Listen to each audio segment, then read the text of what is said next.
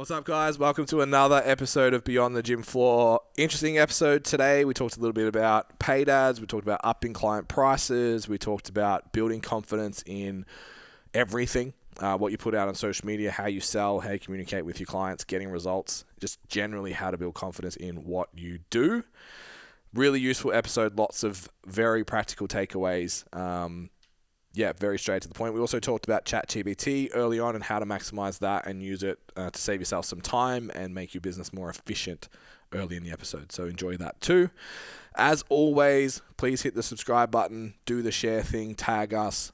We'd love to see who's listening, what you're listening to, what you're getting out of it as well. You shoot us a DM on Instagram. We'd love to hear what you want to hear more of, what you want to hear less of. And then, obviously, if you like what you hear and you want to work with us, Standout PT is our signature program, 26-week education course designed to take you to the next level in your business and actually run a business. All the information for that is on the website. And don't forget, if you feel like you have your business set up pretty well, except for your nutrition resources, you're a little bit worried about scope and how I kind of manage all of this. Right now, our Ultimate Nutrition Resource Guide is available. It's a white label product. So that means we do it for you. You get a copy with your branding, your logos, everything all over it.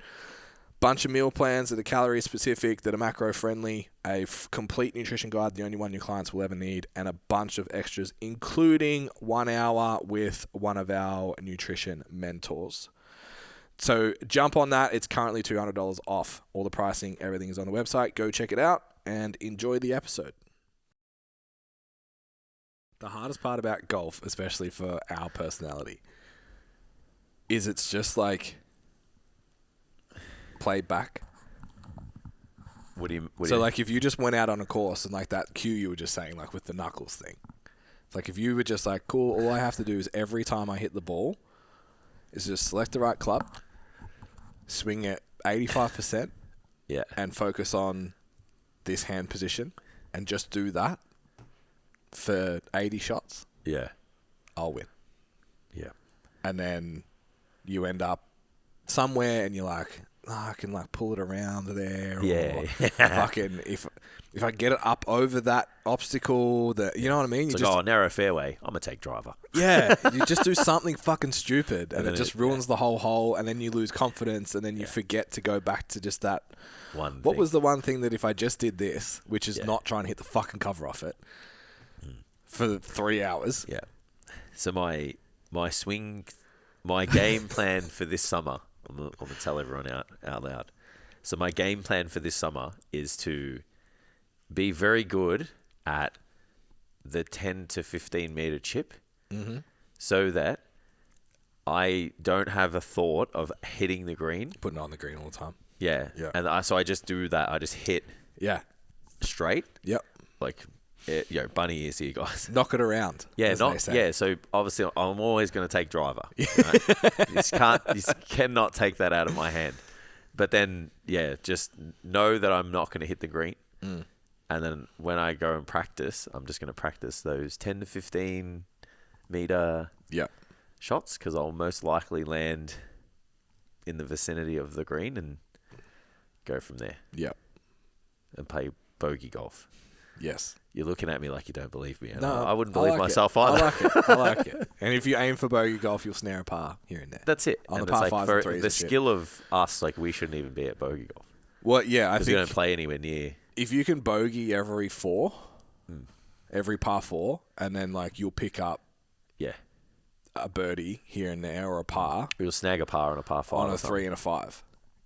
That would be my thing, is like try and par threes, because I'm decent on a par 3. Yeah, par the par 3s, just got to get it on the green. Yeah. And you're Gucci.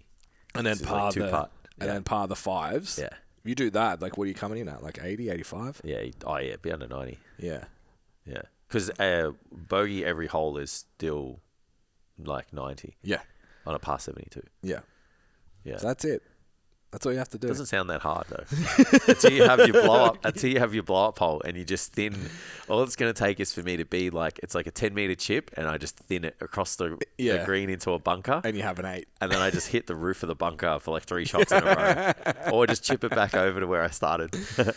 Yeah, I haven't factored in the bunker shots. I really wanted to play today, but my back will not have that. Oh, yeah. Yeah, I might go for... I don't know. I got to train back. I probably won't go for a swing, but... Yeah, we'll see. Steph's gone away for the weekend, so I'm like already lonely. Just knowing. Yeah. I'm just like, what am I going to do a weekend? Yeah. I mean, I've got stuff on. So selfishly, she's like, I'll stay home. And I'm like, nah, because I've got shit to do that I'm going to leave you for. Yeah. So it's just convenient that you'll be home when I'm free. Yeah. That's not fair. But yeah. So I'm left to my own devices. Yep. How is we talked about chat in the other episode. Yep. How are you using it now? I'm using it like a search engine. Yeah. Yeah, like a comprehensive search engine. Yeah. So I didn't even bother looking, because I was like thinking about it when I was driving in the car, and I was like, when you Google something, like, you have to do more work. Yeah. Like, you got to sift through all the what shit Google has prioritized in the search. Yeah. Which is usually fucking TMZ articles. Yeah, it's like based on, their algorithm or who's paid the most. Yeah. So then I was like, well, I don't really, not that I just operate like my time is valuable. Yeah. Yeah. So I'm just like, I don't want to do that. Yeah. So I've just been real good at like asking it questions and allowing it to decide for me. Like, yeah. So I'm like, this is what I'm after. This is what I need. Can you give me like 3 places where I could get this from, or a link or whatever? Yeah. Buying shit's good too. Like, this is what I want to buy. yeah. Tell me, like, I live in Australia. Where's the 3 places that are the best in terms of like either service, price, whatever? Yeah. And it's like, here's where you need to go. That's cool. Yeah. Yeah. I'm like, Google is my one-line question answer. Yeah, me. You know how it has that block of like the drop down? Me too. It's like, if my answer's not in that, I'm annoyed. Yeah. Like, Well, you got to I'm hit the drop down, and then you got to look at like where they're referencing from. Yeah. Yeah. Yeah. So I'm like, It's like, sometimes. what's the population of this? Like, that goes in Google. Yeah. Like, Because remember when you used to ask like fitness questions, and was it like Live Strong or whatever? Yeah. Like, there was like just one dude who's just like boosted like 1 million articles. I was like, Yeah. I don't believe that. So I wonder if that is already, how many other people are onto that, and if it's hurting like Google ads and stuff. Possibly. Yeah. Well, don't they have their own one coming out called Gemini or something? Is that? I think they're all working on one. Yeah. Yeah. Is that them? Don't Google know. Gemini? I don't know. That's a cool name though. It is. Gemini has like robot vibes to it for some reason. It's like, why though? Don't know. Yeah. It was a car when I was younger. Remember the Geminis? Fuck. Yeah. Do I remember the Geminis? Yeah. Did you Do have know one? who I am? Yeah. Well, because there was like back in the day. I never had one, but I saw a lot of them Yeah. with big V8s in them. My brother's friends had them. Yeah. Geminis. I'd love to have one. Yeah. There's one that gets around Gisborne. I'm like, I fucking love that one in the shed. Yeah. Yeah. Yeah. I'd still get a Commodore, but I like them. Yeah. Yeah. Yeah. It'd be hard to buy a car like that now, because it's like now they're worth more than they should be. Expensive. Yeah. It's like, that's just a fucking So Holden. expensive. Yeah. Not just a Holden. I actually had Facebook memory 2012. My blue Ute came up, and I was like, oof. Forgot how That's a nice nice that thing car. was. That was nice. We had good cars when we were younger. Yeah. Yeah. Just forgot about it. Some of us still do. I'm at the stage now that the fucking car. Amy drove the Skoda into the garage the other day, and I was out the front. I Yeah. was like, it's a pretty fucking good looking car. Like, that's where I'm at in my life. Yeah. It's like I can appreciate it with SUV. SUV soccer mum car is like, oh, Yeah. that's cool. I'm actually really excited to buy another car when Steph needs one, but like, I'm just like, yeah, you don't need one yet. Yeah. Yeah. They cleaned Steph's car up when they gave it back to me. I was only there I got it back on Tuesday. I could have picked it up Monday. Yeah, sick. Yeah, it was just a bumper bar. Literally a bumper bar and a light. I was like, they're just going to fix the bumper bar and put the plastic on. Mine was also just a front bar. Yeah, but mine has no gadgets. Yeah. Yeah, it's just... Yeah. Yeah, my car's 10 years old. So it's crazy, right? So my car's worth 28 brand new driveway. Yeah. What do you reckon the front bar's worth? Oh, you said it was like $5,500 or something. Something fucking... I think it was 2. Oh. Yeah, $2,000 for the front, for just the sensor. Yeah, it's stupid. For the front bar. So the bar's probably worth $200, and then the sensor's worth $1,800. Yeah, and then they had to take it from the panel beater to Hyundai to get it calibrated and bring it back. Yeah. So that took that 2.5 weeks. Just write it off, mate. Fuck. If What it do they wasn't need? It's like brand new- 50% of the damage, yeah? Is that 50? Yeah, it's Something more like than half the value, I think. Yeah. Yeah.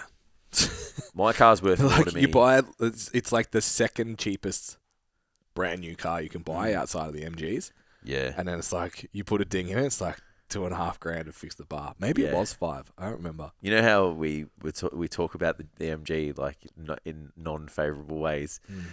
Fuck, man. Steph's hilarious. She's just like, oh, this car's pretty good. Liked it. Oh, she's like, no, you know why she liked it? It's because it's just got like the heads up.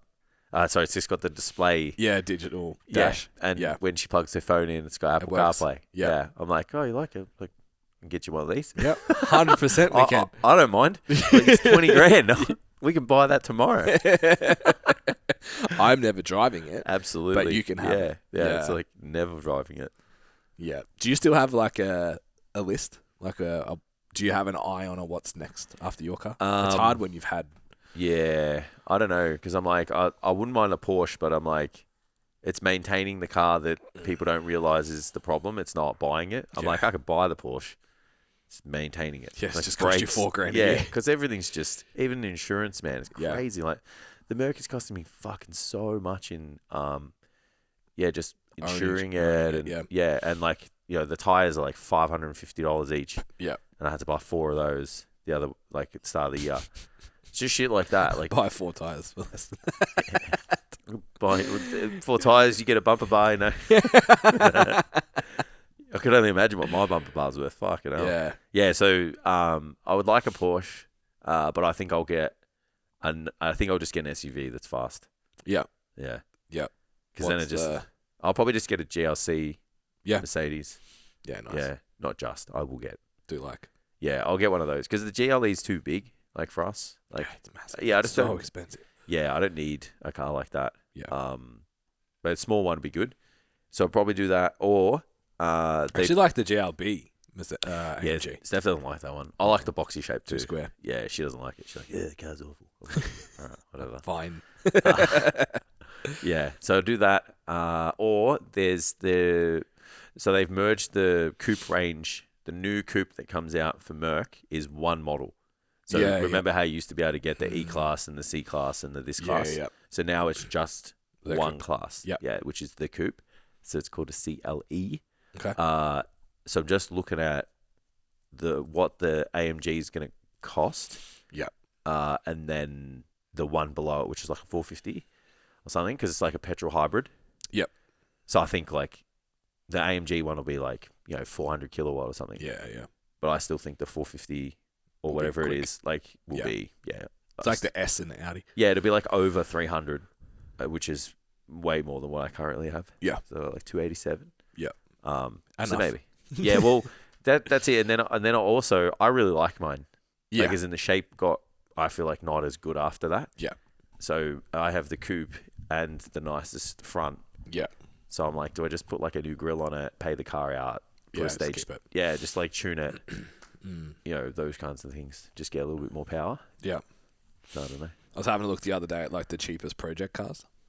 Yep. I was like, I grew up having a project car. So I'm not going to get one for LJ. What are they working with now? I think the direction I would go Golf is probably a Polo. Yeah. Yeah, I thought it'd be a Volkswagen or something. Yeah, you can get like not fucked ones for like $3,000-4,000. Yeah. Yeah. Yeah. Just like roof linings falling down. And it's like Volkswagen parts are accessible. Yeah. Get to a wreckers. It's not super expensive. Because I had to look at like some old like 3 Series BMWs and like the old real square Mercs. I'm like, they're fucking sick. But imagine what like a starter motor finding worth. the parts. It's like, no thanks. And then I was also like, I don't really want you to be a Commodore person. You know what I mean? Like, I don't want you to be that guy. Yeah. Don't want you he won't. He doesn't have a choice now. They don't make him. Don't be as bogan as I was. Yeah. Well, now young kids would have to find another car that's cheap and easy to. So that's why there's Golf Rs everywhere. Yeah. Yeah, you can't go buy a 300 kilowatt V8. Anymore. Yeah, you can't just buy a VN Calais. Yeah. Oh, fuck.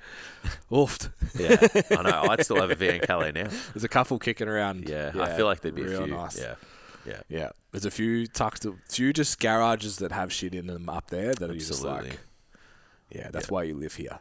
Yeah. Yeah. Absolutely. Because you have an extra shed and you have a hobby car in there. I wonder if any of our cars will be like collector cars one day. The performance cars that we've had. I reckon the McGain I had will be a cult thing down the road. Yeah.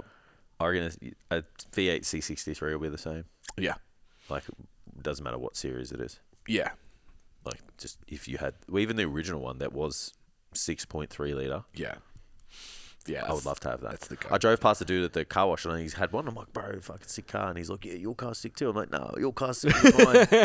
I'm like, mine's Just trying to get big like you, bro. Yeah. It's like, mine's probably faster than yours because it's older, because it's newer. But yeah. I'm like, yours is sick because It's still it's the got goat. V8 in it. Yeah. Yeah, it's still the lowest of G's. Yeah, bro, bad. Yeah. That's so good. Yeah, so I did so I'm playing with my own Facebook ads at the moment. Oh, yeah. So I tried it with a lead magnet. Yeah. It did not go well. Right. What it did do was send all of my, it's hard because I don't want to say the wrong thing and be disheartening to people. Right. But it's fucking pay to play, man. Yeah. My metrics on everything is up. Yeah. Everything.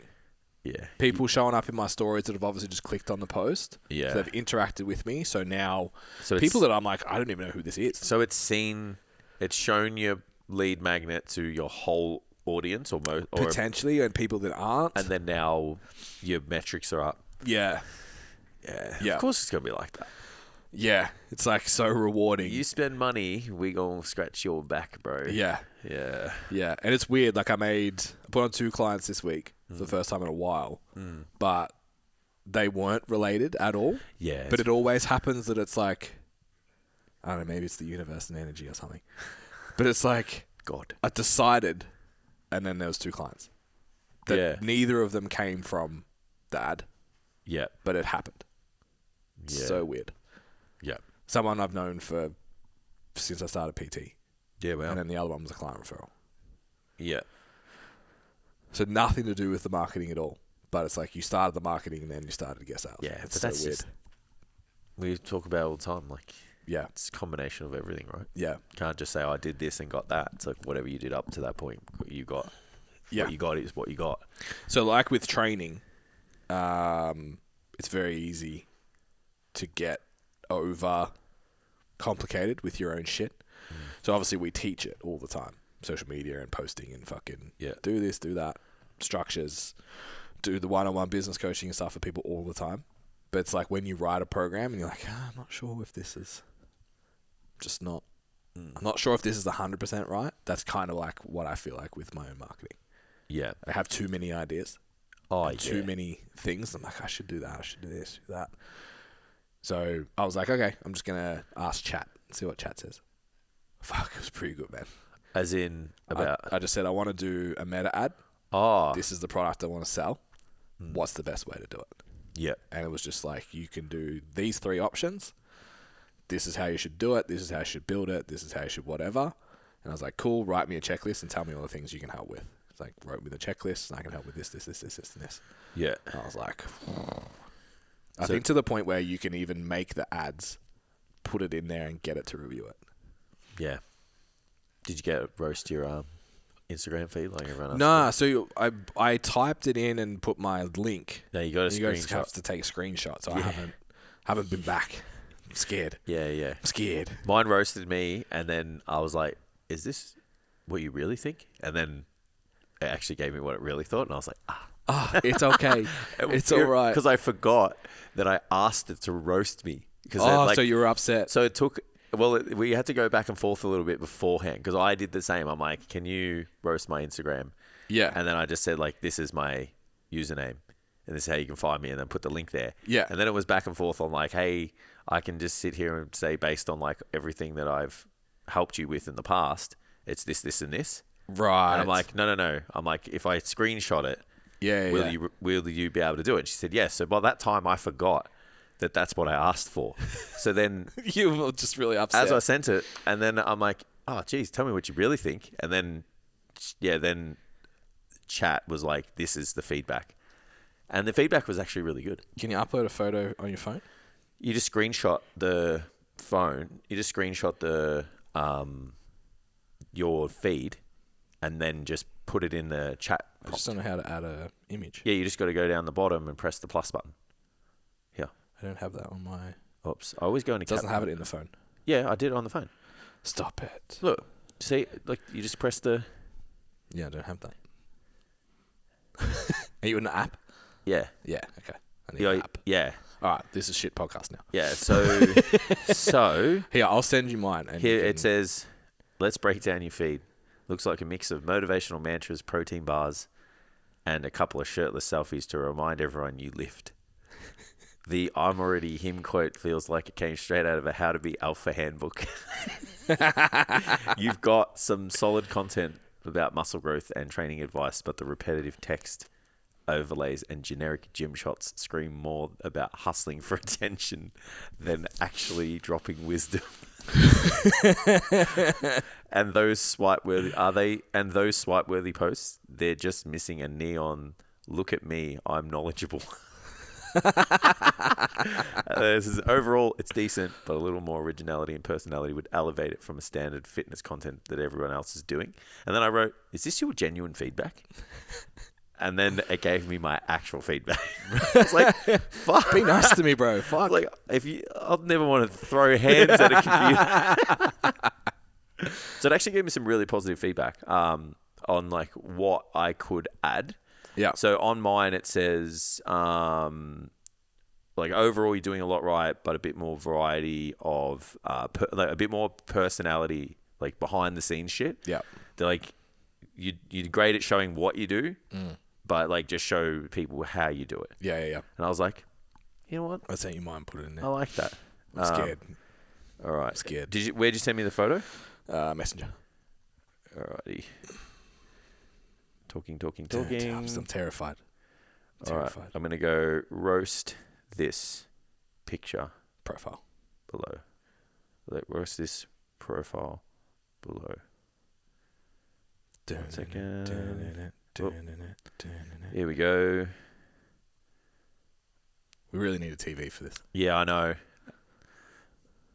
The internet is so bad in here. Like, say something. Please help. Yeah. Please chop me out. All right, here we go. Cut these awkward gaps out, please, Tam. Here we go. All right, here we go. This feed looks like it's being built from a Fitfluencer starter pack. You've got the predictable mix, before and after shots, gym selfies, and those overly polished text-heavy slides that scream, "I just discovered Canva." The orange overlays might as well say, "Look, I'm serious about fitness," but end up feeling more like a desperate shout for attention. What's with the "feet up when you poop"? That's the kind of content that tells me you're running out of ideas faster than a newbie on leg day. All in all, it's got some good info, but it's so curated and cliche that it is hard to tell if you're actually about that life or just playing the part for the gram. Oh, shots. Wow. Shots. Throwing hands at chat. All right. Good job. Post my kid more. Got it. Tell us what you really think. So yeah, I think people were still sleeping on it. Yeah. On chat in general. Yeah, absolutely. Just being the question, we always talk about prompts or everything. Yeah, like you were talking obviously in the fit episode about like collating data and all that kind of stuff. You have to still know. Yeah. You have to know like the prompts I gave it to make. Yeah. You can't just sit there and go, "Make me an ad for Meta." Yeah. But I think if you prompt it well, you could. You could say like, "I don't know anything about Meta ads. Yeah. I'd like to start. Yeah, but please help." Yeah. That's where the question is better. Where you're like, "Make me an ad for fat loss." Like it'll just make it some generic shit that's aimed at Karen. Yeah. Who wants to lose a couple of kilos, who's on the residence page. You know what I mean? Yeah. Like it's not the way you go about it is make or break. Yeah. You have to be very specific in the communication. Yeah, be willing to go back and forth a lot. Yeah. It's like this, even sometimes I'm like, this isn't going the direction I need. What do you need to know for me to make this more specific to my audience? And then it'll just be like, I need to know all this. Well, that was my first question. It's like, what do you need to know to help me do it? Yeah. And it gave me all the prompts, so I answered them. And I was like, cool, you should do this. Yeah. Sweet. It's very handy. Yeah. Very handy. Yeah, so if you want to do It's going to be the new search engine for me. Yeah, everything, man. So much stuff I'm going to do on there. I still do all of the foundational work, or I still write in a way that sounds like me, but I use it to help either collect the information or create the framework. Yeah, I think the framework thing now, this is the first time I've really used it for that, and I'm like, okay, this is... Yeah, and I reckon that's what it's for right now. It's silenced a lot of noise in my head to just be like... I planned exactly what it told me to do. I wrote in 2019. Yeah. I found it. I went into my marketing folder in G Drive, and I was like, I fucking built this and just never did it. Yeah. Yeah. So it's just like, okay, whatever got in the way at the time for me to do it, it's like, just do the thing. Yeah, it's just skipping the steps right now where, like, I talk about how I used to go to the state library to get the archives and take the fucking, the photocopiers with this fucking thing. It was like a magnifying glass. It's amazing. It's actually really cool. I'd love to go back there now. I just appreciate it more that I'm older. Yeah. Where before I was like, I have to go here, which I don't like being told what to do. Yeah.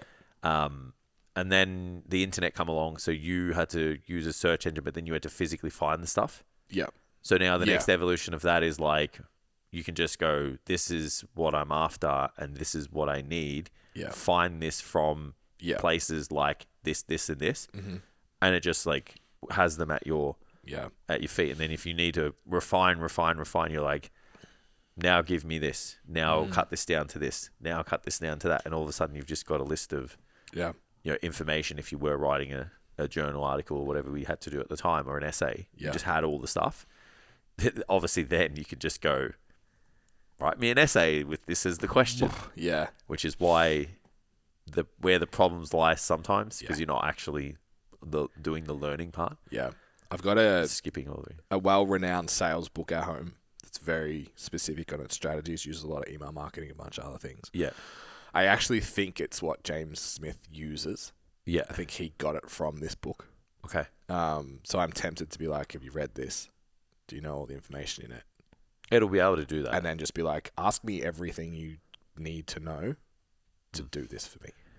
It'll do it. Because I read, is it the Stubborn Fat Loss book by Lyle McDonald? Yeah. So he's got another patch on it, which has got basically drugs that you can't get access to over the counter. Yeah.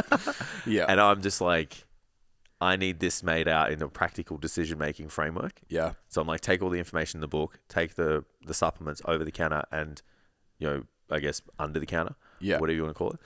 And I'm like making it into a practical decision-making guide for me. Yeah. Wow. And it was just like, this is how you got to structure the day. This is how you got to structure this. If you're going to use this combination, do this, and this. If you're going to use this combination. So just took it all and just gave it to me in a framework. That's terrifying. And I was like, thanks, bro. Fuck. Always say thank you. How do I cook meth? Yeah, me too. Yeah. Hey, chat, and thank you. Yeah. Yeah. What did it say to me the other day? I'm like, thank you. And it's like, no worries. If you need anything else, just let me know. I was like, that's fucking weird now. Don't reply back. It's like, stop, you're scaring me. Yeah. It's like, that was a bit too much. Yeah. All right? Coming on a bit too strong. Yeah. Fuck. So we had a good chat in Q&A yesterday about the link in bio. Yeah. It's something that lots and lots of people get wrong. Yeah. What do you think is like entry-level link in bio someone should have? Entry-level link in bio. It's like Linktree's free, right? Yeah, there's a free version of it. Absolutely. Yeah. Yeah, I think you need to have somewhere where obviously people can go and inquire or have a look at like information that you have for coaching. Yeah. So if that's your Linktree or something along those lines, like you kind of have to have that. And it has to take them to that page. And then the reason why you do that is obviously so they have somewhere to go and you can tell them what to do.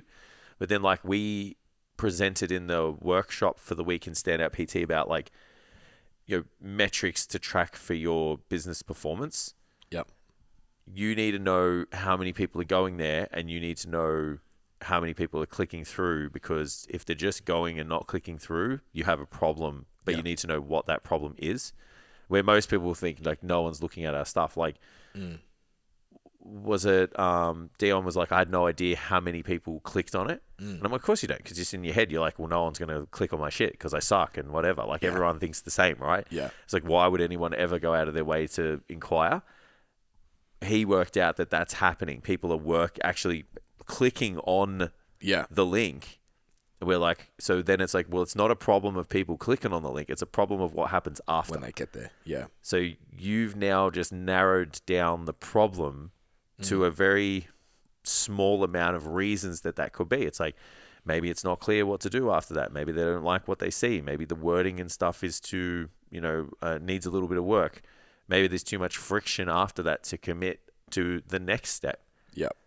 But it's better than, no one's clicking. Because no one's clicking is like, maybe I'm not targeting the right person. Maybe I'm not making the right content. Maybe I'm not doing any CTAs. But then flip it, and it's like, no one's clicking, but I have one. Yeah. So your message sucks. Yes. You're not being specific enough and identifying with a specific part of the audience enough so that they go and do it. Or just do what we did and just send out a bunch of information. And don't tell anyone to do that you're open to coaching, Yeah. taking on clients, and this is how to apply. Yeah. So that's another set of problems that comes from understanding what the data means. Yeah. But yeah, having a link tree or having somewhere where people can, kind of click and inquire is absolutely, a must. Yeah. And I think the biggest mistake people make is they just put because they see Hattie and the big names and whatever have a coaching application form. Yep. They're like, I should have a coaching application form. Yeah. It's like, is someone willing, when they're just flicking through Instagram, that they click your page, they click your link, to go, oh yeah, I'm willing to spend 3 minutes filling this out? Yeah. 9 times out of 10, they're not. Yeah, absolutely. So I know you've had success with, you just do name, Instagram, email? Yep. Yeah. And that's it. Yeah, and then once they fill that in, it gives them a prompt to book a call if they want. Yeah. And then most people don't, which is okay, because then I get to profile the person, because at the moment I'm only really trying. But before I was, whoever and bring on whatever, because you need more. So yeah. So that works better. You just got to think like friction, touch point. Yeah. How can I get this back? How can I make this work for both? Yeah. Agreed. It's working well. Yeah, I think the mistake is like apply for coaching. It's just like inquire for more information. Yeah. It's a different. Yeah, absolutely. Yeah, because it's like, you want me to watch one of your Instagram posts and then apply for your coaching versus you want more information and I look at it. Yeah, and that's if you don't have the information, because we have their full ecosystem so that The landing page and yeah, stuff. it's like you can go to the landing page and get an idea of what coaching is about. Yeah. And then you can also set an expression. You can also fill in an expression of interest with the coach that you select. Yeah. And then they can go, is this what do you need? Is this the right mix? Yeah. And then go from there. Yeah. So yeah, that's starting part of your link tree, I guess. Yeah, because I don't know how many you can get on the free one, but I think you can get multiples. Yeah, I'm pretty sure. Yeah, I think the paid one, you just like get to brand it and stuff. Yeah, the paid one, you get more analytics too, I think. Yeah. Yeah. Yeah. So yeah, it might be worth it in the future. Just I depends think if they're you're cheap, but yeah, it's cheaper than having a website if like you're starting out or just in a position where like it's just you. yeah. You probably don't need a website just yet. Yeah. Get away with. If you want one though, we can build you one. So that's Absolutely, yeah. Well, the long term goal is obviously if you want to scale and you have visions of your business, looking in a way where people can come to a focal point and move on out from there. I think a website is where that happens. Yeah. Like it legitimizes a business A lot. quite well. Yeah, that's Yeah. it. And especially if it's got multiple places for you to land from there. So you got like blogs, you've got maybe a link to the YouTube channel, how to find Facebook, information about coaching. Like that is where someone lands on your stuff and then goes elsewhere. Like it starts binging your shit. Yeah. That's good. Yeah. Because they get to spend more time with you. Yeah. Yeah, I agree. Yeah. But you can start off with the link tree is what I'm trying to say. It's just at some point a website is probably a legitimate move to make. So I would go with a request information and then I would go with a resource. Yep. And in our experience, what do you think has been the most successful resources? Guides, programs. Obviously the quiz was unsuccessful. The body transformation guide was the most. So we got like 300 downloads or something. Yeah. I think. Maybe 400, something like that. Yeah. That was the most successful one, but I went all in on that. Yeah. Yep. It's just didn't have the links. The links didn't work. Yeah. Hurt my feelings. Broken. It's okay. There's a lot of authority going out in that guide. Yeah. So you would go guide, because that included programs and stuff. No. Everything, or it didn't. No. It went to the app though, didn't it? But went it to was the broken. app. Yeah. Interesting. Yeah, so that one's good. Muscle gain cheat sheet's been great. Yeah. Like better than I thought it would be. Mm-hmm. And then, I haven't looked at the stats on the winter gain just yet. Yeah. That's the best one I've made. Yeah. Because it's got everything in it. It's got programs and stuff in it. The winter gain does. Yeah, you don't even have to go to the app. Yeah. Like, I just gave you them programs. Yeah. So I think that's got the most value. Is it and it's doing well? I think, there's downloads every week. I just haven't looked at the overall. I have to log into the MailerLite again and I can get the code and shit. So there's just enough friction for me to just look at the stats on the spreadsheet. It's so annoying. Yeah. It's so annoying. Yeah. Yeah. Yeah. We need to change the email to the Gmail so everyone can get the code. Yeah, I think that's easier. Yeah. But yeah, that's. And I think that's honestly all you need. Unless you have other places you want to send people, podcast, YouTube, whatever. If you just have a find out more. You can get away with that at the start. And a resource that's worthy of people putting in their details to exchange value. I think that's it. I don't know if you can make can you make a lead page? Oh, you could. You could just make a lead page that has like your information about your coaching and then put it in your link and bio. Correct. Yeah, that would be also what I would do. Yeah. Because some people just want the information first. And then you have that expression of interest. And you also have that lead magnet. That's... Yeah, I would do that. Yeah. Get away with that for a long time until you want to make a website and build a full ecosystem. I agree. Yeah. Cool. Sending people there, I think, like you said, if you don't have a link, you're asking people to DM you, which is like what we talked about in the Q&A yesterday was like all of social media marketing, I think, is done poorly because everybody is chasing the magic inbound lead. And it doesn't happen. Yeah. So I just got a message from, what's his name? Tanner? Oh, yep. You know who I'm talking about? I haven't seen him in it forever, but I know who he is. I'm probably going to get targeted now. Yeah. So thanks, bro. I follow him. I think he's done like 100 million in sales or something in fitness. It's fucking wild. Yeah. It's obviously a bot because there's a mistake in it. But there's been a trigger in a post that I've put up, obviously, that's auto-generated a bot message to my account. Maybe, or he's paying people to do that. And that's why it's spelt wrong, because it's hired help from somewhere. Yeah, probably Vietnam or something. English is their second language. So still, at that level, it's relationship building. Yeah. You have to get into the DMs. You have to get into the conversation. Like we were talking yesterday about like everyone else. It's like the 0.1% that are just like super hot or charismatic or whatever. Just like, people are just like... My business blew up overnight. I have a waiting list and whatever. Yeah. Everyone else is building relationships. Yeah. And if you think about it in the gym, we used to talk shit about like, you put your fucking... You're on the PT board and you got a t-shirt on and you got business cards. It's like, I'll get business. It's like, nah. You have to talk to people. You have to say hello. You have to engage. You have to learn names. You have to make phone calls. You have to sit down with people. You have to do a lot, even inside a gym facility. Yeah. Where people are already there to do the thing. And you only have somewhere between 5 and 25 competitors. Versus on the internet, where you have infinite competitors for attention. Yeah. And you have direct competitors in terms of coaches in the thousands. If you're not bridging that gap of communication, it's a real problem. Yeah. So I think if you start taking the approach of like with the landing page, how I'm going to redesign mine after this conversation. It's like, okay, it's cool. So what's the lowest... People that just want more information, they don't want to read stuff. Put your details in. Cool. Then what do other people want? Oh, they want to read it. They want to see you legit. They want to whatever. So it's like, cool, let's put all the information below either underneath that, or you can apply to get it sent to you, like whatever. The goal is details go in so I can have a conversation. goal is you download the guide so I can message you what you thought of it.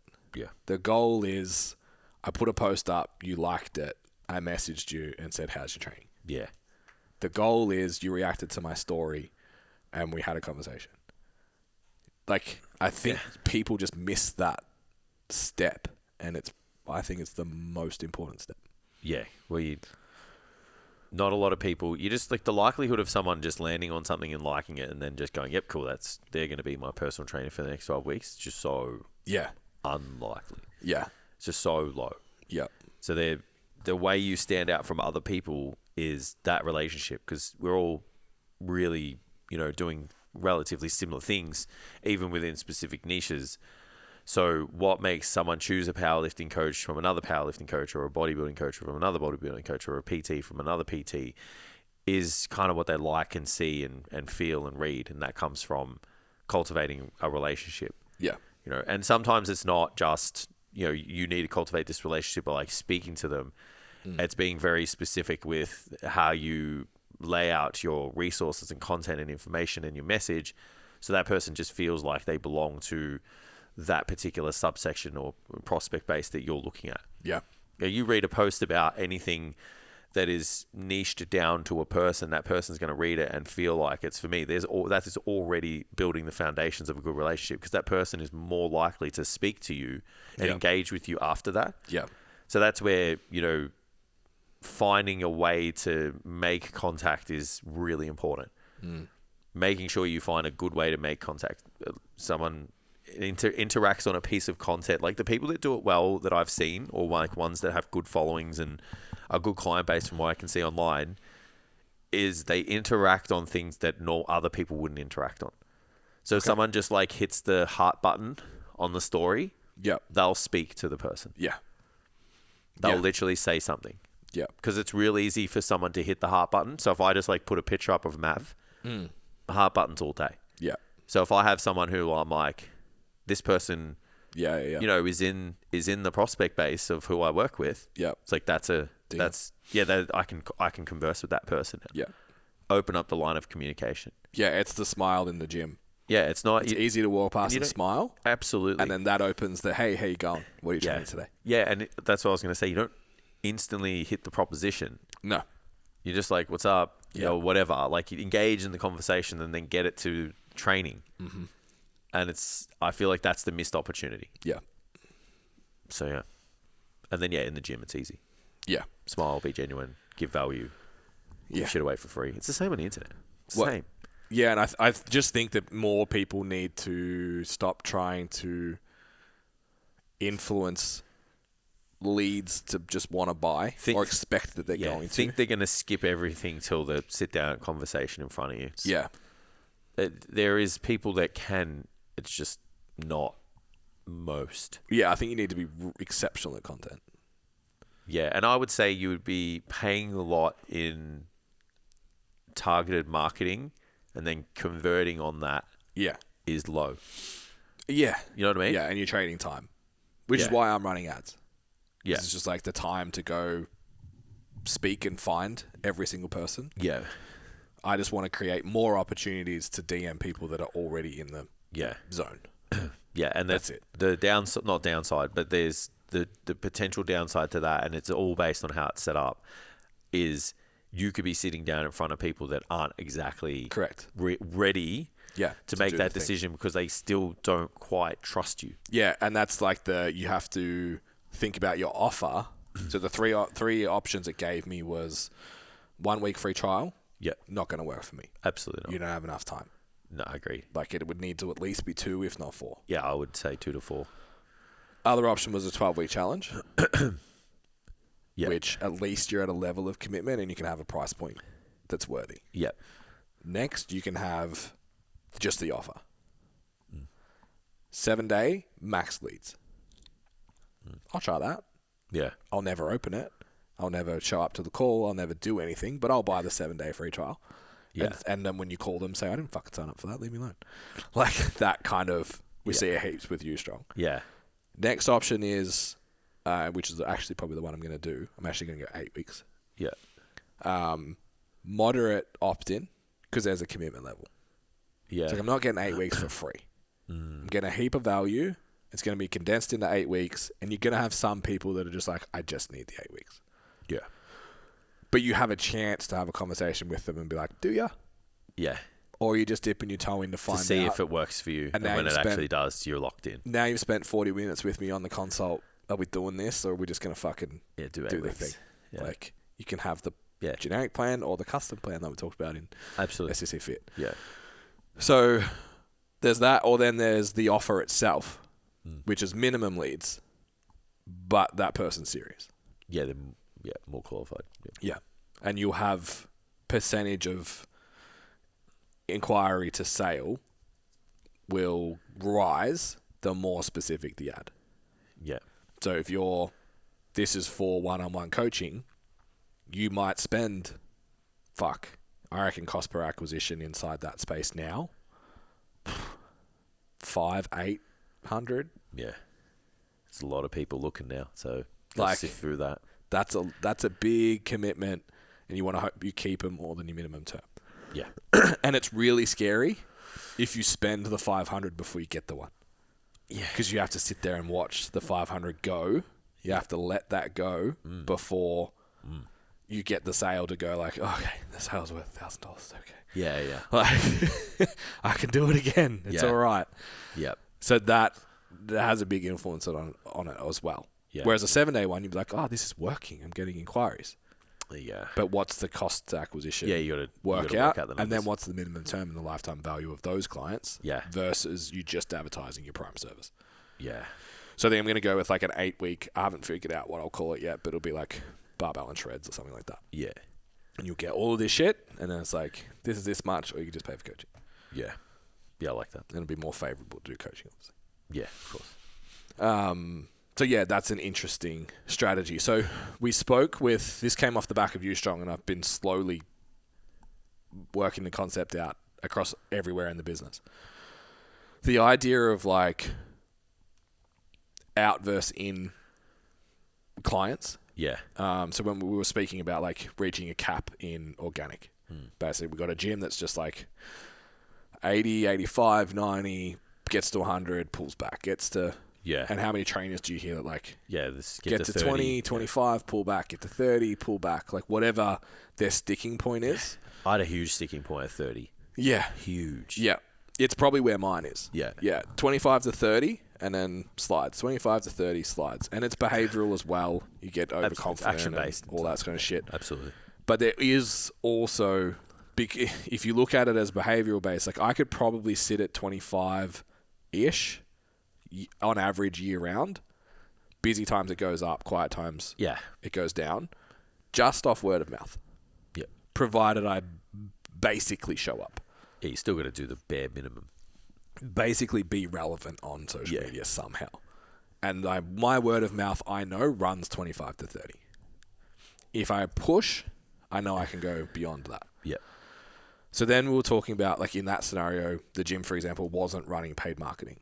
Yeah. And we were speaking to Max. Max like, there's just a ceiling. There's only so many people that can find you.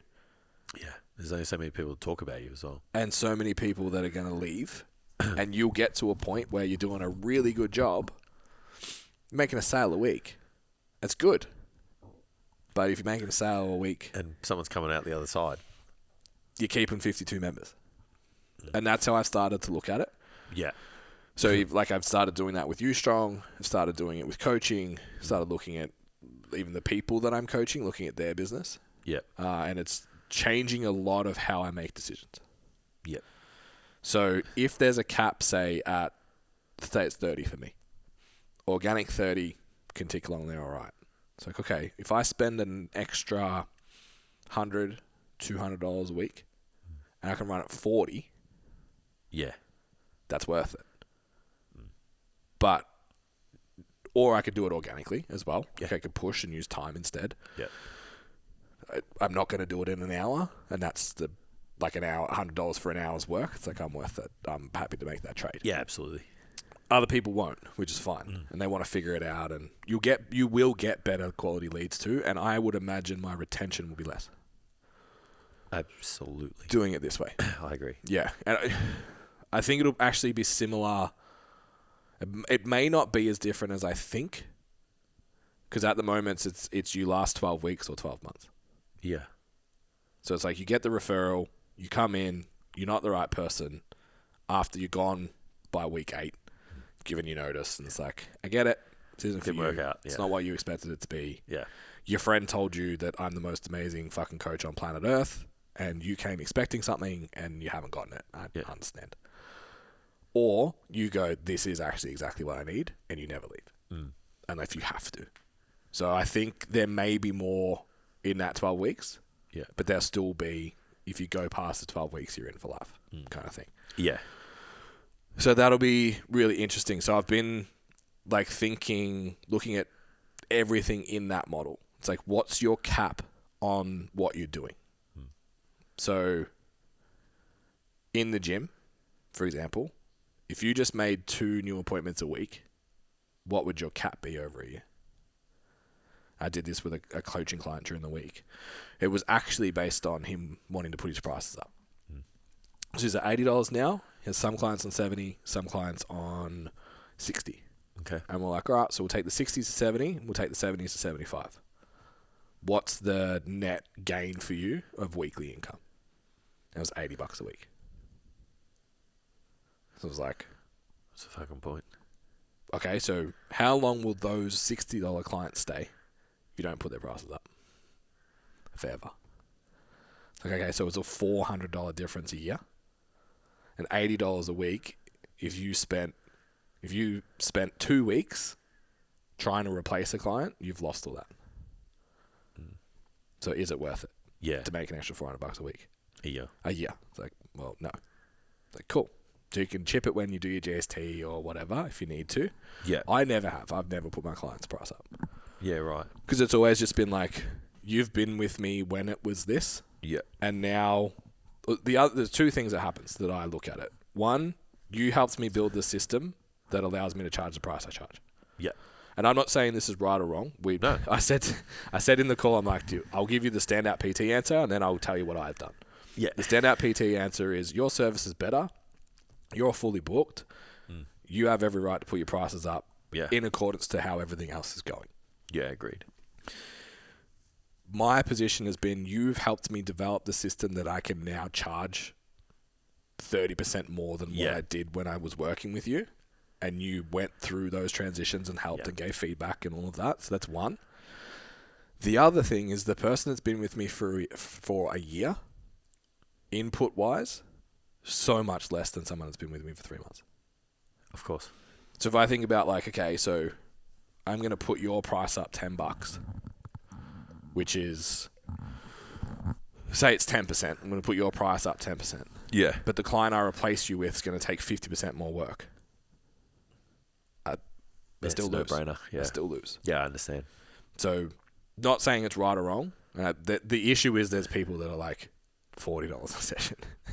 Yeah, it's like, it gets to a point where it's just like you got to put your prices up. Yeah, and you're capped at how many sessions you can do. So the Absolutely. only way for you to make more money is to put your prices up. Yeah, that is a scenario that you have to consider. Yeah. But I've always just gone, all new clients are now at this price. Yeah. Yeah. Absolutely. And then let turnover take care of the budget. The rest, the revenue going up over time. That's good until they don't leave. Well, yeah, because it's too good a price. And then you got to, then you will have to put your price up. Yeah. Yeah. I've done all of them. So yeah, kept people at cheap. I've upped people that have been on at a rate that I think is just too low for the skill and experience that I have, and bumped it up to where I think it needs to be. Some of them have been significant. Some of them have been small. Yeah. I haven't had any pushback, which has been good. So usually an indication the product's still great. Yeah. And then just escalate the fee as you become more skilled and sought after. And allow turnover to. It's weird how we get in this zone though of like the prices all have to go up right now. Yeah. It's like if your retention's 6 months. Yeah, you got to look at the numbers first to see if it's valuable. You know what I mean? Like, you can't just up the price based on someone saying like, well, you deserve it because you've done this many years in the industry, blah blah blah. You got to look at the data. Yeah. And be like, what's the cost of this? Yeah. You know, if somebody leaves, what's the cost of replacing them? Yeah. What's the difference? You know, what's the likelihood of that person staying? And if you just chipped it up a little bit, like you've got to run all the math and be cool with it. Like if you're happy with turning people over and getting leads coming in, have at it. Yeah. Bump all your prices up, keep everyone on the same rate. Just know that every 12 to 16 weeks or whatever it is that your LTV is, like you'll know that person's gone and you have to bring that amount in or more if you want to grow. Yeah. And you just have to live with that. And that's literally the math we did with this coach. I was like, so you need to put on 2 clients a month to sustain, I think he wants like 33 sessions. So if you put on 2 clients a month permanently, you will stay at 33 sessions permanently. Yeah. That's all you average it out, whatever. Yeah. So you might have some weeks you do consult, some weeks you do sales, whatever it is. Or once a month you have a drive week where you go and get 2 clients. Yeah. Very skilled at sales, this person. So when you look at, okay, I want to increase capacity. So I'm going from 33 sessions to 40, let's say. I can either improve retention, continue to do 2 sales a month, and not be stressed about trying to get more all the time, or I go to 3 sales a month. Yeah. And then what's the cost involved of going to 3 sales a month? And that's like what we've spoken about all the time. Like we think our coaching is cheap. Yeah. But we would rather keep someone for a year than 3 months and then have sales jobs. Yeah. And be onboarding people all the time. And absolutely. Answering all those initial questions, and your workload's so much higher. Yeah, I agree. Yeah, even it's watching a decision you're willing to make. Watching Mimi start now, where she's put on 12 clients in 4 weeks or something, and just like, poor thing's so stressed. And just like, imagine having 12 new clients tomorrow. Yeah. Like 12 clients in your books that have done less than 4 weeks. I put 7 on at once in the last 18 months, and that was not fun. It's wild, man. All in the same week. Yeah, and we have the systems. Yeah. Imagine you're a face-to-face trainer and you don't. Yeah, and I'm also working with a higher level of clientele as well. Demand-wise? Just imagine looking at... Oh, they're self-sufficient already. Yeah, Gen Pop. A Gen Pop client's like, I don't know how to train, I don't know how to eat, I don't know how to... I'm not motivated that much to come to the gym. Like, I've never used a training app. I don't know what a check-in looks like. Absolutely. Yeah. So that would be... Yeah, a lot. It's a lot to manage. Yeah. Yeah, she came in with a strategy during the week, and I was like, this is going to work, like, really well. Yeah, so you actually need to decide when you're turning this off. Yeah. Not the other way. I love that. It's like what you're doing is working. Yes, we can turn the tap on faster, but do you want that too? You know? Yeah. Sometimes you have to. Sometimes that's the reminder you need as well. Is like, it's awesome to think that you'll get real busy real quick, but you also have to consider that you have to manage them. You know, you have to deal with all of them all at once. Yeah. So you have to know that is a possibility. Yeah. And are you actually in a position to be able to deal with that? It's the balancing beam, right? It's like the seesaw. It's like on one side it's the person that's like, just send it. Yeah, let's just fuck around and find out. 20 brand new clients in 6 weeks and just fucking eat it. This guy. Yeah, same. And then there's the other side that's like, I don't want to put on too many people. I want to make sure my service is really good, and they do fucking nothing. And it almost becomes an excuse not to do the sales work. I was about to say, a lot of that's a bit of a cop-out. Yeah. So you have to, where are you on that kind of spectrum and make sure you're not. Yeah. Well, there's 3 people. They're the cop-outs, and then there are people where it's like, it's easier for me to act on lower numbers, and that's why in the workshop, we break down like, this is how many, this is how you get to whatever sessions you want. Yeah. You just put your close ratio and like what you think the average sessions that people purchase off you is. And then we just run the math on the contacts. That's why we break it down to each week as well. Because some people are like, I need 6 contacts. And then I know you and I work like, if I need 12 sessions, I got to speak to, I'll just make up an arbitrary number, 80 people. Yeah. So it's like 80 contacts, 12 sessions. You and I are going to speak to 80 people in like 2 or 3 days, or try to. Yeah. Where someone's going to need to speak to 8 and go, I've ticked that off my journal this week. Yeah. Yeah. In my sales job, I probably talked about it on the podcast a thousand times, but like 30, 30 spoken to. Yeah. 5 appointments, 3 sales. Yeah. That was it. Yeah, you did that, you could hold your book up to the boss and be like, fucking leave me alone. Yeah. Did my job today. Absolutely. And I think that mentality helps a lot of people. Yeah. There'll just be people that want to make 10 sales in a day instead. And then your high achievers are there you go. Like what we're doing with Mimi's kind of like, okay, so you want to do 25 sessions? Do 25 sessions. Paid or unpaid. Just do them, and then eventually they'll all be. Yeah, and work on multiple ways to bring people in, not just relying on the gym to do it for you. And that's the same online. Like if you want a book of 30, there's a lot of people unwilling that seem to like put this. We used to do heaps of free shit. Let's say it that way. So they're unwilling to do free work. Yeah. But they have no one. Yeah. So it's like, well, if you do enough free work, people will pay eventually. Yeah. I think that's piggybacking off the reputation that they have from their face-to-face business, but don't realize that online no one really cares. Yeah. And no one knows. Yeah. So you can't take that same transition a lot, especially if you haven't cultivated a following for enough, like just from documenting your face-to-face journey. And most of the time, it's not the same person that you move online. It's a little bit more serious and refined. Yeah. So it doesn't matter how good you are, good life point cook. Like no one gives a fuck who you are online. Yeah. So that's the same attitude as if I walked into the online space, just like, Here I am. I've ran a $4,000 a week face-to-face business for as long as I can remember. Yeah. So I'm just going to put coaching applications link and buy and expect everyone to flood to me. Yeah. Does not work at all. Like, Which would have been like walking into Good Life Point Cook with the PT shirt on the board. Yes. And everyone knows that doesn't work. Yes. Yeah. Yeah. Same.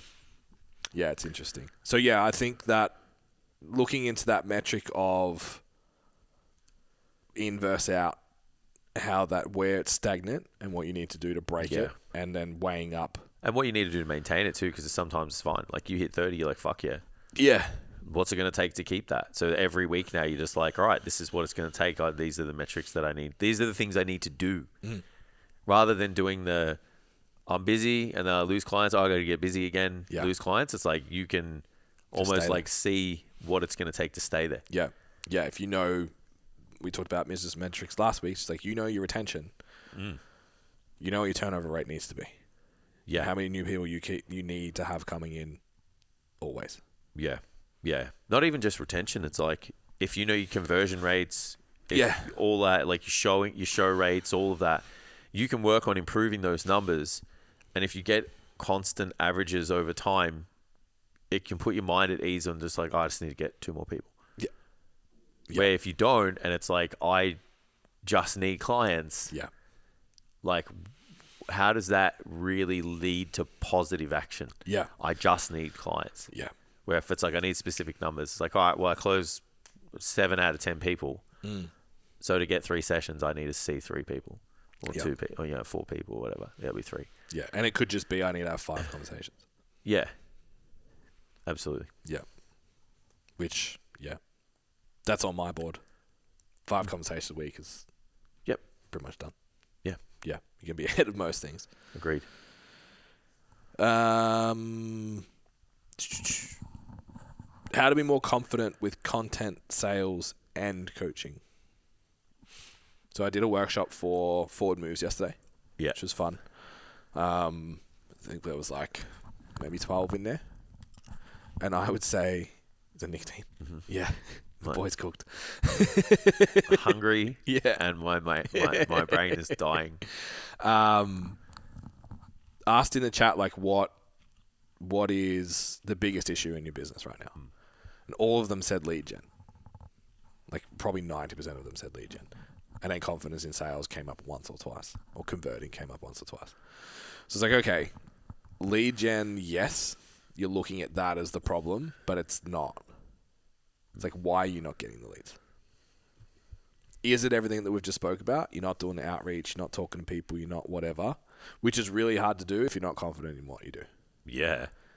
And it's really hard to put out content if you're not confident in what you do. How do you project the way you should if you're not confident? Yeah. Yeah, people love energy. It's very challenging. Yeah. Yeah. If you're so worried about what every other PT is going to think of this post, you're not putting it out. Absolutely. Like, just how you create the content or how you plan it, let alone how you deliver it, it's all going to have holes in it. Yeah. Like, if you don't have that confidence and someone does, they're very polarizing. Yeah. But how do you get it? Practice is the easiest way to... Well, you know what? Actually, I don't think people really understand what the fuck it is that they do. Yeah. You know what I mean? Like, no one's... Like, how many light bulb moments do we... Like, we layered stand out so that it does all that. Yeah. And how many times do we sit back and it's like, once someone, like, knows who it is that they work with and what they do and the problems they solve and how their method solves all of that stuff, like, go through the steps, how much more dialed in are they with everything? So much easier.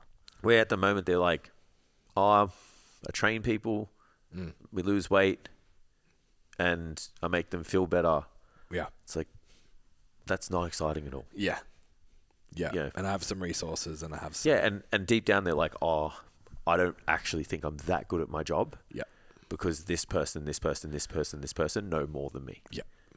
Like, but it's like, maybe they know more than you because their clients need to know more than you. Maybe you know more than your clients. Yeah. So who gives a fuck? And you'd be better at training your clients than the person that you think's smarter than you.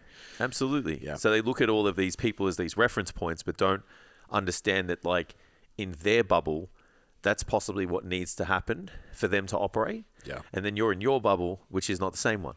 And you operate the way you operate to get the people that you work with. Yeah. I think especially too, if you're a coach that operates in a coaching space, you have a coach, you hang out with other coaches, you're in the world, but you don't coach coaches. Yeah. It's like, you think I have to be as smart as my coach. Yeah. It's like, nah. Yeah. I've literally spoken to a coach who coaches his clients, and we were just saying the same thing with different words. Yeah. Like, I was just saying it in bro, and he was saying it out of a textbook. And I'm like, but like, if I talk like that to my guys, they're not going to understand it. Yeah. So I'm like, this is how I speak. I can Let's use the enzymes and the fucking this. You know, I can do it. Yeah. I've done it, and it doesn't work. Yeah. Where if I talk the way I talk, the people who I work with go, I get it. Yeah. And you just need to understand that.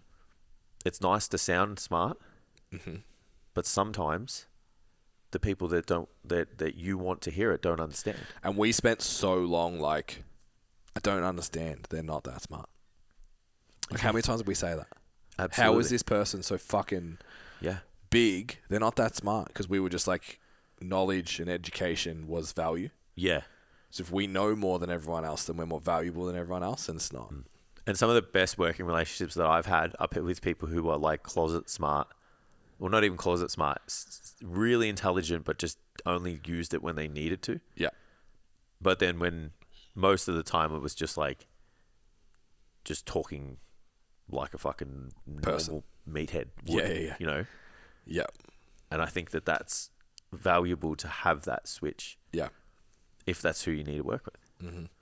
Yeah, and if you don't, you don't. You know what I mean? Like, I agree.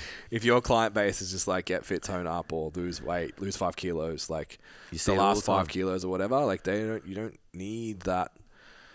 And I think what people lose, so how to fix that, right? We obviously talk about the value compass. Yes, it's still on the website. Go and get it. You're welcome. One of the biggest things that we do inside that, and it's a shame we can't do it in the workshop because it takes a little bit too long. Yeah. Is the 100 pain points. Yeah. If you can write down 100 problems that your clients think about, not that you see. Yeah. Not they don't eat enough protein, not they don't train close enough to failure, if you can find 100 things that they're worried about, or questions they ask, or concerns they have, itemize them into categories, which we call pillars. And it's like, okay, so there's a bunch over here on mindset. There's a bunch over here on programming, on nutrition, on training. I think all personal trainers should have those 3. Yeah. Programming, nutrition, training. Yeah. Nutrition should be inside your scope. Yes, you can still get results, blah, blah, blah, blah. All the bullshit. Fine print. Yeah. And then there's maybe 1 or 2 on the outside of that you're a specialist that you like. Yeah. Yeah. So we have mentality, and we have... we call it recovery because we call it the master method. Yeah, let's live in the lifestyle. I would like to call it lifestyle. So that's a big part of it. So then you go, right, well, there's 100 things in here that have been distributed across all of these pillars. This is where I operate. This is what I do. I don't care about anything outside of that. Yeah. Can I solve all of those? Yes.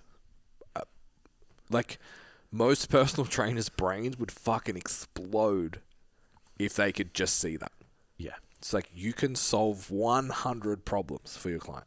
Yeah, and even if you think 100 is big right now, you can solve 30, you can solve 40, you can solve 50. Like, there's a lot. Yeah, because there'll be 30 big ones.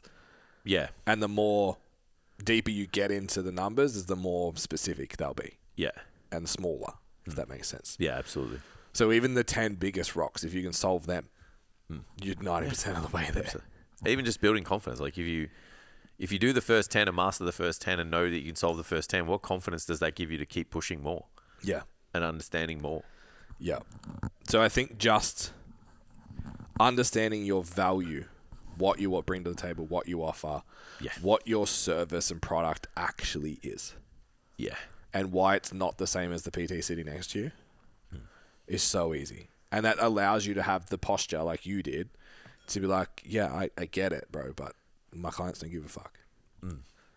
Like, I write my content like this because my clients speak that way. Yeah. And I do this because my clients speak that way. And I don't care about the fucking rib cage angle, inhalation, the jargon. Like, I don't care because my clients don't care. Yeah. I just need to put them in the position. Yeah. Do you know what I mean? Absolutely. So it's still... It's like, I know, but I don't need to tell them that way. Yeah. Yeah. Yeah. And even if I don't know to the level you know, my clients still get results. Oh, absolutely. And I think maturing as a coach for me was I started to look at all these complex models and systems. I started to look at the athletes and coaches that use them. And I started to look at the outcomes. Yeah. There was no difference. Yep. The clients that I talked to about it versus the clients I didn't talk to about it versus the coaches I worked with that did it, that didn't do it, and that their athletes that did it and didn't do it, and who I saw at the top and who I saw at the middle, and more importantly, who I saw at the bottom in terms of like high responder, say. Yeah. It was no different. Yeah. The good people were going to get results no matter what. Yeah. There was no exceptional difference in the middle. And if anything, the lower responders did worse. Yeah. Because it was too complicated. Yeah. And they didn't enjoy it. Yeah. So it was just like, why are we bothering with any of this? Like that's why I'm almost sitting in now to this, like, not reductionist, but it's just like, what's the fucking point? Just move all the noise. What's the point? What do you need to do? Yeah. Let's do that really fucking well and put you in the best position to do that really, really well. Yeah. And that's programming, nutrition, lifestyle, mentality, like whatever it is, what's just the thing? And how do we get you to do it to the best of your fucking ability? Yeah. That's a man who's done a lot to bring it down to that simple, though. Agreed. Yeah. Wish everyone will get there. Yeah. Yeah, and I think that's hard when you like, I don't want to be the guy that I used to see on Facebook that's like, just shut the fuck up and train, bro. You know what I mean? Yeah. Because you have to do all the shit to then... Yeah, you have to train and then overcomplicate it and then realize that overcomplicating it doesn't work to bring it and back. Then just shut the fuck up and train again. Yeah. Yeah. You got to do that. It's a weird thing. But, yeah, I think everyone should be aspiring to that. Absolutely. And then just be willing to buy your own product. If you're not willing to buy your own product, you won't sell it properly. Agreed. So you can't sell something you see no value in. Yeah. Cool. Okay. Standout PT is open right now. Go to the website. We also have our nutrition resource still available, still $200 off. Complete meal plans, nutrition guides, white labeled in your branding, ready to go into your app, into your G Drive, however you deliver your resources to your clients. Go check it out. Like, share, subscribe, help spread the message, do the thing. Appreciate it. Speak to you soon.